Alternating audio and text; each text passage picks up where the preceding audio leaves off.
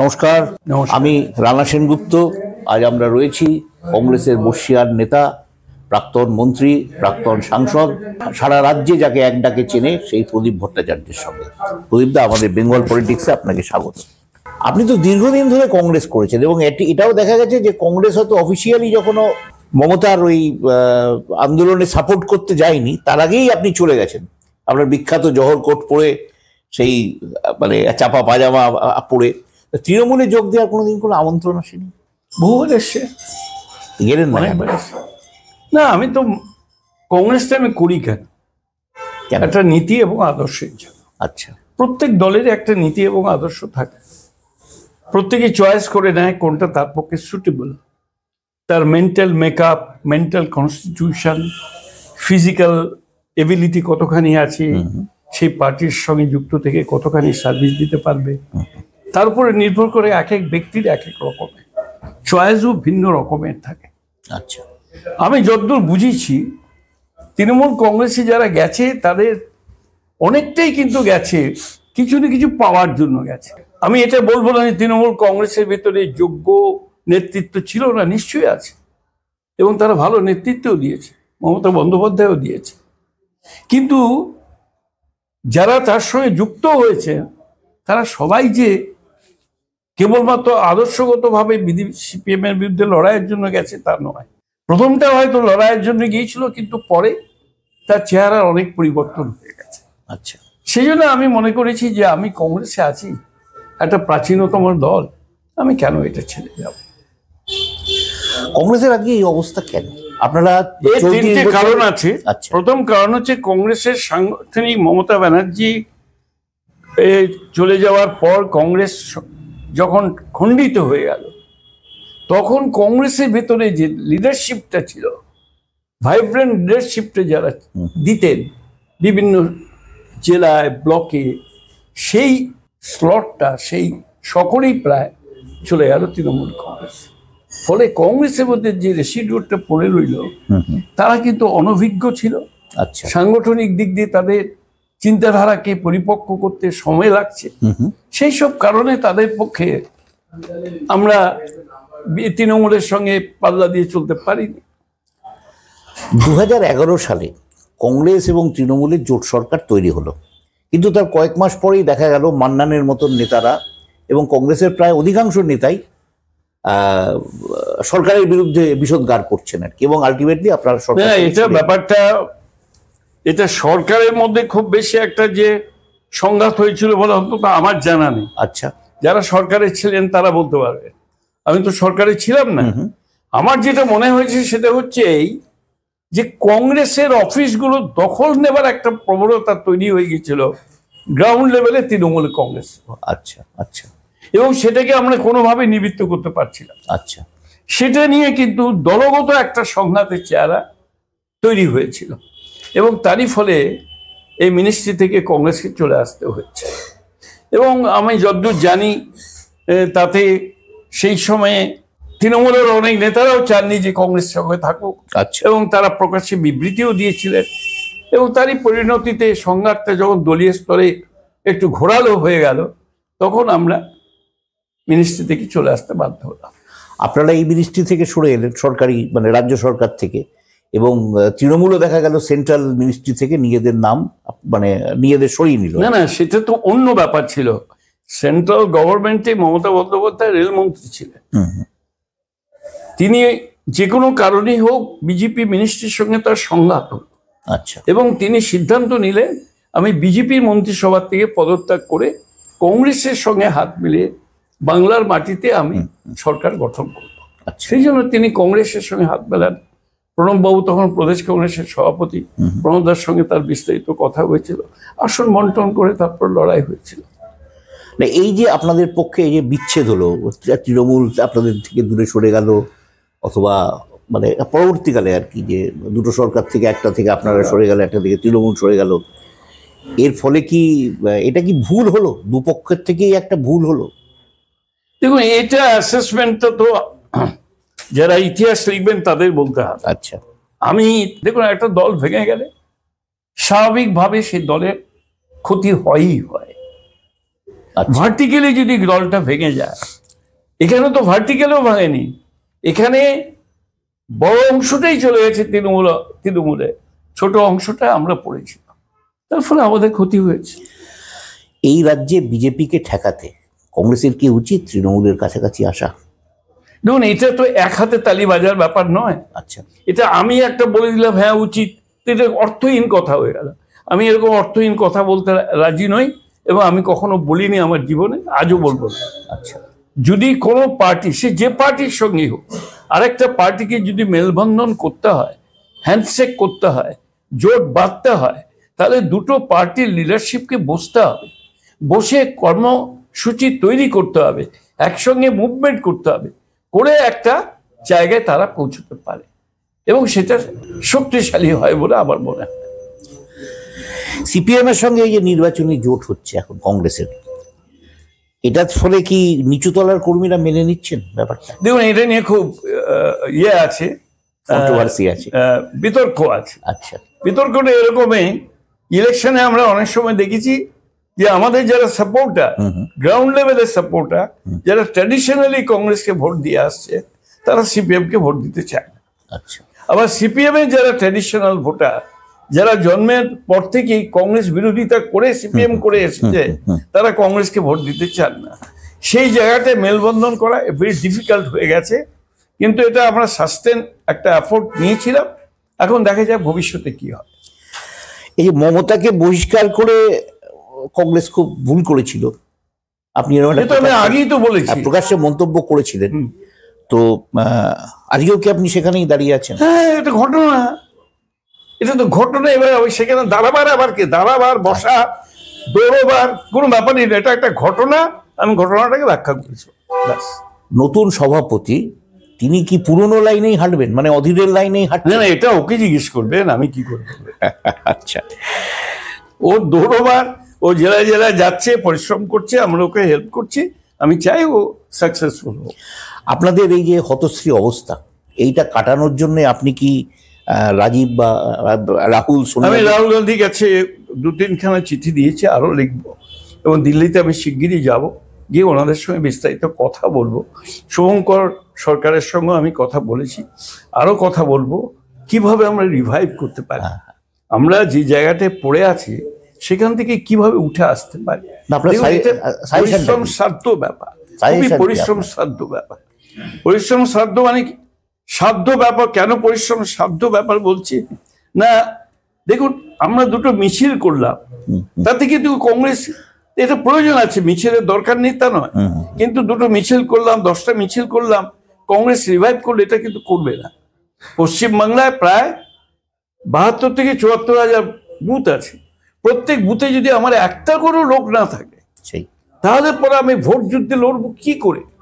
সুতরাং আমাকে ব্লক, অঞ্চল, বুথ, এই 3টে জায়গাকে আগে শক্তিশালী করতে হবে।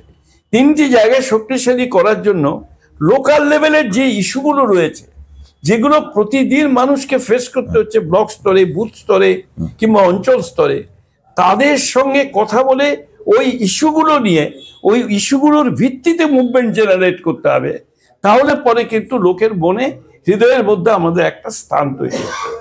সরকার বিরোধী আন্দোলনে, এই যে আরজিকর কাণ্ড হয়ে গেল, সরকার বিরোধী আন্দোলনে আপনাদের জোট সঙ্গী, নির্বাচনী জোট সঙ্গী সিপিআইএম ঝাঁপিয়ে পড়ল। তো আপনার কি মনে হয় যে এইটা দলকে চাঙ্গা করার একটা রাস্তা? সরকারের বিরুদ্ধে প্রচুর আন্দোলন, তীব্র থেকে তীব্রতর। দেখুন, এই আন্দোলনে, আরজিকরের আন্দোলনটা স্বতঃস্ফূর্তভাবে করেছে। আচ্ছা, কিছু লোক করেছেন, কিছু মা বোনেরা করেছেন। রাজনৈতিক দলের ভূমিকাটা সেখানে সেকেন্ডারি ছিল, প্রাইমারি নয়। আচ্ছা। প্রাইমারি স্পন্টেনিয়াসলি মানুষ রাস্তায় নেমে পড়েছে, মা বোনেরা রাস্তায় নেমে পড়েছে, রাস্তা দখল নিয়েছে মধ্যরাত্রে।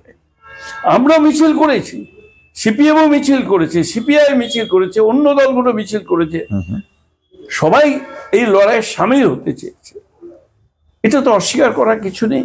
কিন্তু এই আন্দোলনের সঙ্গে পলিটিক্যাল মুভমেন্টের যে চেহারা, ওদের আন্দোলনের সঙ্গে পলিটিক্যাল মুভমেন্টের চেহারাকে আমরা কিন্তু এক করে দেখতে পারিনি, দেখা সম্ভব হয়নি। তার কারণ হচ্ছে ওই আন্দোলনটা তৈরি করা কোনো একটা পলিটিক্যাল পার্টির আন্দোলন ছিল না, এই আন্দোলনটা ছিল মানুষের হৃদয়ে যে যন্ত্রণা, সেই যন্ত্রণার বহিঃপ্রকাশ। আপনাদের প্রার্থীরা যারা জেতেনও, একটা উপনির্বাচনের বায়রন বিশ্বাস জিতলেন, জিতে তিনি তৃণমূলে চলে গেলেন। যদি এই ব্যাপারটা ঘটতে থাকে তাহলে কংগ্রেসের নির্বাচনেই বা দাঁড়ানোর দরকার কি আছে প্রার্থীদের জেতারই? না না, খুবই সত্যি কথা। যদি আমার দল থেকে যেতে অন্য দলে চলে যায় তাহলে আমাদের লড়াই করার দরকার থাকে। সেই জায়গাটাই কিন্তু আমাদের প্রার্থী করার আগে এবং আমাদের কর্মীদের সচেতন করতে হবে কেন এই দলটা করছি এবং এই দল ত্যাগ করা উচিত নয়। কেন কেউ কাউকে জিতিয়ে দেওয়া হলো কঠোর পরিশ্রম করে, সেই যদি বদল করে চলে যায় তাহলে সাধারণ মানুষ যারা তাকে ভোট দিয়ে জিতিয়েছে তাদের সঙ্গে আমরা সম্পর্কটা কিন্তু ভালো করতে পারি। এবং তাদের সঙ্গে সরাসরি বিশ্বাসঘাতকতাও তো হলো। নিশ্চয়ই তাদের প্রতি আমরা অসম্মান করলাম, তাদের ভোট দেওয়াটাকে অসম্মান করলাম। আচ্ছা, এটা করা উচিত নয়। দেখুন, এটার আইনগত অনেক ব্যাপার আছে। এই দলত্যাগের ব্যাপারে এত লুজ আইন, এই লুজ আইনটাকে অনেক টাইট করার প্রয়োজন আছে বলে আমি মনে করি। আচ্ছা, সেটা পার্লামেন্টে হওয়া প্রয়োজন আছে, যাতে একবার কোনো দল থেকে, যে দল থেকে জিতুন না কেন, তাকে যদি সেই দল ত্যাগ করতে হয় তাকে রিজাইন করে ইলেকশনে দাঁড়ানোর প্রয়োজন আছে। এই যে মোরাল অব্লিগেশন, এই অব্লিগেশনটা যদি আমরা আইনত স্বীকৃতি দিতে না পারি তাহলে কিন্তু এই আয়ারাম গয়ারামকে আপনি বন্ধ করতে পারবেন। আচ্ছা, আগামী দিনে যদি INDI এ জোট কেন্দ্রে ক্ষমতায় আসে তাহলে কি প্রধানমন্ত্রীত্বের প্রশ্নে এই জোট একটা, এইটা কোনো সমস্যাই নয়। প্রধানমন্ত্রীত্বের প্রশ্নে যারা INDI গ্রুপের মধ্যে আছেন তারা একসঙ্গে বসবে, সলা পরামর্শ করবে, ফাইনালাইজ করে দেবে। এই মুহূর্তে আপনাদের রাজ্যে সব থেকে প্রতিশ্রুতিবান নেতা কে? এরকম করে বলা সম্ভব। আচ্ছা, আমি মনে করি যে একজনের ওপরে নির্ভর করে কংগ্রেস দলকে পশ্চিমবঙ্গে এখন সার্ভাইভ করানো সম্ভব নয়। আচ্ছা, এখন দরকার একটা গ্রুপ লিডারশিপ, ডাউন লেভেল থেকে উঁচু পর্যন্ত গ্রুপ লিডারশিপ, এবং একসঙ্গে কাজ করার প্রবণতা তৈরি করতে পারলেই দলটা রিভাইভ করবে। RG করের যে রায় হলো, RG করের ঘটনা ঘটলো, তার একটা রায় হলো, সেই রায় নিয়ে গোটা রাজ্য জুড়ে বা দেশ জুড়ে রিপার্কেশন হলো। আপনার কি মনে হয় এটা আবার পুনর্বিচার হওয়া দরকার? দেখুন, আমার মনে আছে CBI কে যেদিন দায়িত্ব দেওয়া হলো ইনভেস্টিগেশন করার জন্য, তার 15 দিন কি 20 দিনের মাথায় আমরা কলকাতা শহরে একটা বিশাল মিছিল করেছি। আচ্ছা, CBI অফিসে গিয়ে প্রথম আমরা করি 3 মাস আগে। আচ্ছা, তখন আমাদের অনেকে কটূক্তি করেছে। আমরা জানি ওটা সাদা হাতি, হোয়াইট এলিফ্যান্ট, এদিকে কি হবে, কার কথায় ওরা চলছে। আসল সত্য যদি বাড়ি না করতে পারলো তাহলে CBI হলো কেন? CBI এর প্রতি মানুষের একটা অসম্ভব শ্রদ্ধা, অসম্ভব একটা বিশ্বাস ছিল, সেটা চির ধরে গেছে। এখন এই যে সরকারি যে তড়িঘড়ি হাইকোর্টে গেল ফাঁসির দাবিতে, এটা কি সরকারের পক্ষ থেকে একটা ভুল পদক্ষেপ হলো না? তা আমি বলতে পারি, সেটা সরকার ডিসাইড করেছিল। আচ্ছা, আচ্ছা, রাজ্যে যদি জোট করে ভোট হলো, ধরুন তৃণমূল কংগ্রেসের সঙ্গে সরকার হলো, কংগ্রেস কি সরকার এরকম যদির ওপরে কোনো উত্তর আদৌ হবে কি হবে না, গড নোজ, এদিন আমি কি বলবো। এই যে এক রাজ্যে এক ভোট, মানে এই দেখুন, এক দেশ এক ভোট, এটা কখনোই সম্ভব না। তার 3টে কারণ আছে। এক হচ্ছে সেই ধরনের ম্যান পাওয়ার আমাদের দেশে নেই, যারা পঞ্চায়েতের ভোট, মিউনিসিপ্যালিটির ভোট, এই অ্যাসেম্বলির ভোট এবং লোকসভার ভোট একদিনে করতে পারবে, সেই ম্যান পাওয়ারই নেই আমাদের। সেই ধরনের যে কি বলবো মেকানিজম যেটা দরকার সেটাও নেই। মেশিনারিটাই কোথায়? কোন মেশিনারি দিয়ে তারা একসঙ্গে 4-5টা ভোট করাবেন? এটা একটা ইউটোপিয়ান আইডিয়া, কাল্পনিক চিন্তাধারা নিয়ে ভারত সরকার এই কাজটা করে দিয়েছে। এটা যেদিন ওরা ইমপ্লিমেন্ট করতে যাবে সেদিনই ধাক্কা খাবে। এটা কখনোই করা সম্ভবপর নয়। আর মানুষ একই দিনে পঞ্চায়েতের ভোটের সঙ্গে মিউনিসিপ্যালিটির ভোটে সম্পর্ক অত্যন্ত ক্ষীণ। আর মিউনিসিপ্যালিটি ভোট, অ্যাসেম্বলি ভোট আলাদা। অ্যাসেম্বলি ভোটে যে কারণে মানুষ দেয়, লোকসভার ভোট অন্য কারণে দেয়। অ্যাসেম্বলি ইলেকশনে আমি জানি, শৈলজা আমার সময় লোকসভার MP ছিলেন, তখন ওনার নিচের যে মিউনিসিপ্যাল বিধানসভাগুলোতে সব হেরেছে, কিন্তু উনি জিতেছে।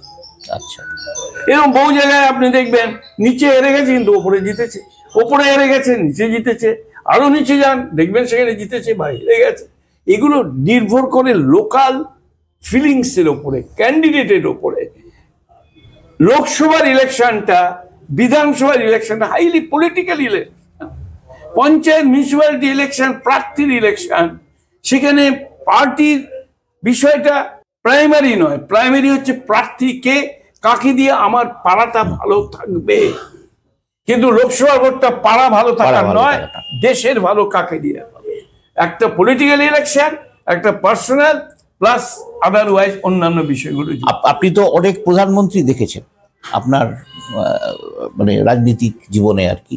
আমাদের নরেন্দ্র মোদী সম্পর্কে আপনার অ্যাসেসমেন্ট কি? নরেন্দ্র মোদী একটা, দেখুন, উনি কিছু কাজ করতে চাইছেন, এটা কোনো সন্দেহ নেই। চাইছেন, সত্যি উনি কিছু কাজ করতে চান, কিন্তু ওনার দৃষ্টিভঙ্গিটা সম্পর্কে আমি অত্যন্ত বিব্রত মনে করি নিজেকে। একটা ভারতের প্রধানমন্ত্রী আমাদের সমাজটাকে ভেঙে দেওয়ার চেষ্টা করবে। যে ঐতিহ্য দেশকে বংশানুক্রমভাবে তৈরি করা হয়েছে, যেখানে ধর্ম, জাতি এই সমস্ত কিছু নেই, শুধু আমার মহান দেশ, এই যে ইউনিটি ইন ডাইভার্সিটি, সেটাকে উনি ভাঙতে চাইছেন কেন? এই জায়গাটার কোনো উত্তর আমি ওনার কোনো বক্তব্যের মধ্যে দিয়ে আজ পাই। একই প্রশ্ন আপনি আমাদের রাজ্যে অনেককে দেখেছেন, আপনি বিধান রায়ের মিনিস্ট্রি দেখেছেন। আচ্ছা, যাই হোক, আপনি অনেক মুখ্যমন্ত্রীকে দেখেছেন, সামনাসামনি দেখেছেন, এবং মমতা বন্দ্যোপাধ্যায়কে আপনি কত নম্বর দেবেন? না, এটা কোনো উত্তর হয়। আচ্ছা, নমস্কার। ঠিক আছে।